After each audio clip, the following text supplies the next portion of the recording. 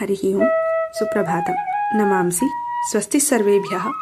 26-द्विसहस्रतमे अब्दे जान्वरी मासस्य 18 दिनाङ्कः कलियुगाब्दः 27-100 श्रीविश्वावसु नाम संवत्सरः उत्तरायणं हेमन्तऋतुः पौषः मासः सौरमानरीत्या मकरमासस्य 4थं दिनं कृष्णपक्षः तिथिः अमावास्या वासरः भानुवासरः नक्षत्रं पूर्वाषाढ योगः हर्षणः करणं चतुष्पात् तदुपरि नागवान्। कालस्वरूपस्य भगवतो नारायणस्य परमानुग्रहेण सर्वेषाम् उद्दिष्टकार्यसिद्धिर्भवतु। सर्वेषाम् आयुरारोग्यसौख्यमस्तु। आरब्धकर्माणि शुभपर्यवसायिनी भवन्तु। सत्सङ्गप्राप्तिरस्तु।